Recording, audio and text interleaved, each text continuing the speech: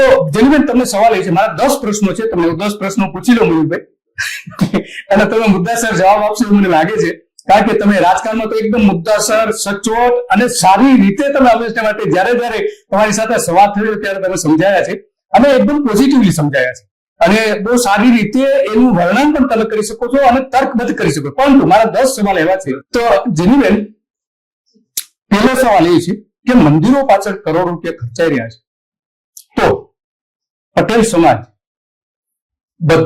બધા જ લોકો સમૃદ્ધ નથી. મારી દ્રષ્ટિએ જે લોકો સાથે જોડાયેલા છે એમાં એવું કહી શકાય કે 31% આસપાસ જે પાટીદારો જે છે એ કરોડપતિ છે.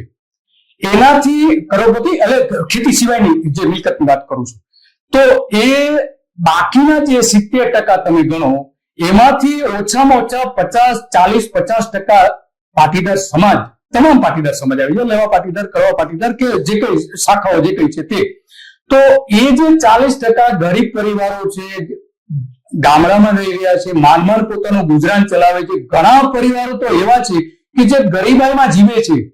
શું કરે છે અત્યારે પાટીદાર સમાજ, ખાસ કરીને ખોડલધામ અને બીજી બધી, અત્યારે તમે ખોડલધામ છો એટલે ખોડલધામની જ વાત કરી, બીજી બધી સંસ્થાઓ જે છે પાટીદારોની, તો એ આ ગરીબ પરિવારો માટે શું કરી રહી છે?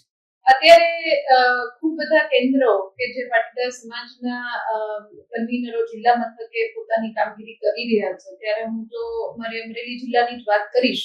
એમાં ખૂબ સુપેરે કામગીરી થઈ રહી છે. અમરેલી જિલ્લામાં બહેનોનો અત્યારે જે સંગઠન છે એ ઘર સુધી, દરેક તાલુકામાં કન્વીનર બહેનો છે, ભાઈઓ છે, ઘર સુધી જઈને એમને જે આ સરકારની અનેક યોજનાઓ છે, જે ઈબીસી વર્ગ એટલે સવર્ણ વર્ગને લાગુ પડતી હોય, એક વિદ્યાર્થીની તરીકે હોય, એને ક્યાંક બીજી પ્રકારની હોય, જેટલી યોજનાઓ છે એમાં ક્યાં એ પરિવાર ફિટ બેસી શકે છે, ક્યાંય વિધવા બેન છે, ક્યાંય ત્યક્તા બેન છે, ક્યાંક બહેનોને લગતી યોજનાઓ લાગુ પડી શકાય. એટલે આવી ઘર સુધી આ માહિતી પહોંચાડી રહ્યા છે, અને એ ઘરમાં કોઈ પણ પ્રકારનો ઇશ્યુ હોય તો એ સંસ્થાનો સંપર્ક કરી શકે એ પ્રકારની વિવિધ કામગીરીઓ થઈ રહી છે. હું અમરેલીની જ વાત કરીશ અને આપના માધ્યમથી કહેવા પણ માંગીશ કે સમાધાન પંચ પણ છે, મેરેજ બ્યુરો પણ છે, મહિલાઓનું પણ ખૂબ વ્યાપક પ્રમાણમાં મોટું સંગઠન છે, મુખ્ય ભાઈઓ પણ એવી જ રીતના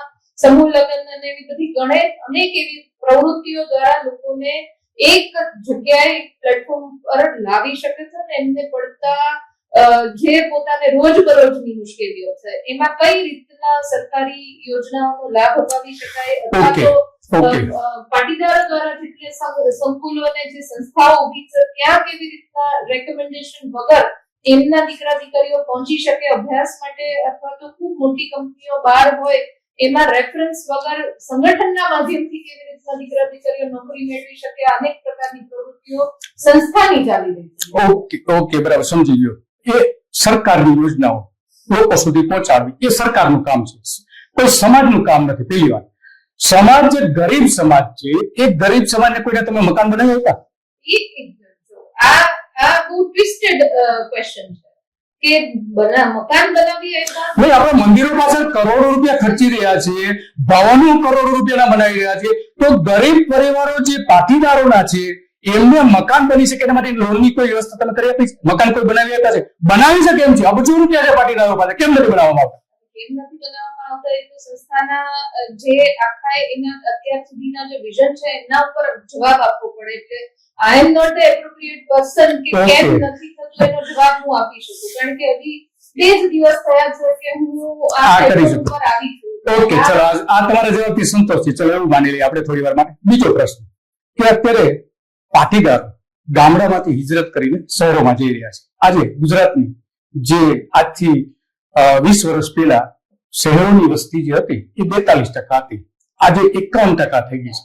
એમાં મોટા ભાગના જે માઇગ્રેટ થયા છે એ પાટીદાર, મોટા ભાગના, હું બધાને નથી કરતો પણ મોટા ભાગના ગામડું છોડીને એ શહેરમાં ગયા છે.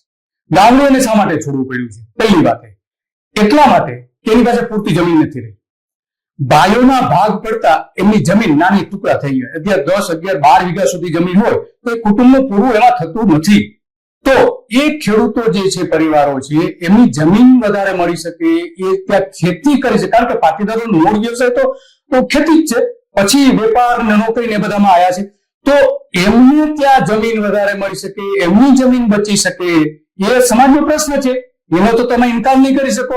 શું કરી રહી છે તમારી સંસ્થા? સંસ્થાની તો વાત એટલા માટે નથી આવતી કે જે પરિવારો માઇગ્રેટ થઈ રહ્યા છે એમાં 70% પરિવારો એવા છે કે જેમને ખેતીની લાયક જમીન છે છતાં પણ ખેતી નથી કરતી.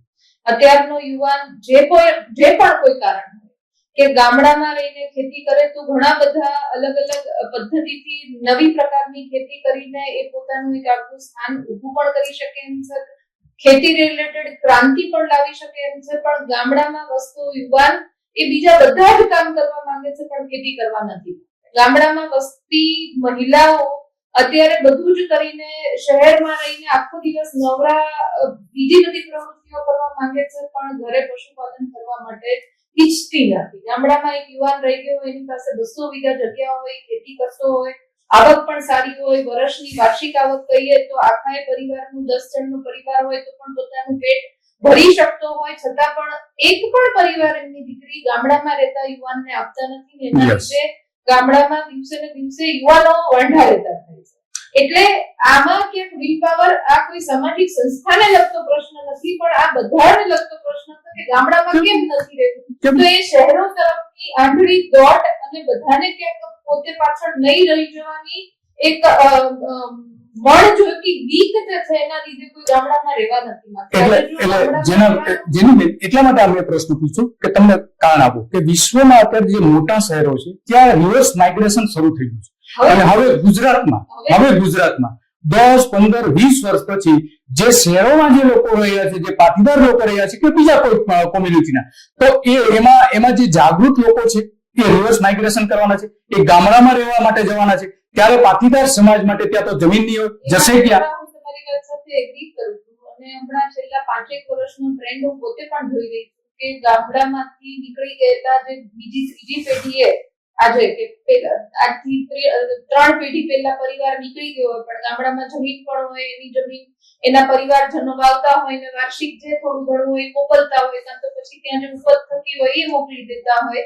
પણ અત્યારે ફરીથી જે શહેરોમાં સુખી લોકો છે એ ગામડે ઘર બાંધતા થયા છે અને એના લીધે આજે ગામડામાં ખૂબ સારા મકાનો પણ બંધાઈ ગયા છે. એટલે એ હું કહી શકું, આપના વાત સાથે એગ્રી કરી શકું કે હવે બધાને એક ગામડા પ્રત્યેનો લગાવ અને પોતાની જમીન જે છે ત્યાં પોતાના પરિવાર સાથે નેટવર્કિંગ કરવાનો એક અત્યારે એ ટ્રેન્ડ તો ન કહેવાય પણ એક કદાચ પરિવારના ભાગરૂપે એક જવાબદારી સમજીને હવે ફરીથી જોડાતા થયા છે. જે પ્રમાણે સુરત ને અમદાવાદમાં સ્નેહ મિલનો થવા માંડ્યા કે પોતાની કોમ્યુનિટીના, પોતાની સરનેમના, પોતાના ગામના, પોતાના તાલુકાના આવા પણ સ્નેહ મિલનો થયા છે. એટલે હવે એક નીડ ઊભી થઈ છે દરેકને પોતાની કોમ્યુનિટી સાથે જોડાવવું પડશે. અને આ માટે કારણ કે મૂળ વ્યવસાય ખેતીનો. બીજો પ્રશ્ન એ છે જેનીબેન કે પરેશ ધાનાણી લગભગ 4 મહિના પહેલા એક નિવેદન કર્યું હતું કે અમારે અમરેલીમાં 40% ગામડાઓ એવા છે કે જે ખાલી થઈ ગયા છે અને માત્ર વૃદ્ધ લોકો રહી રહ્યા છે.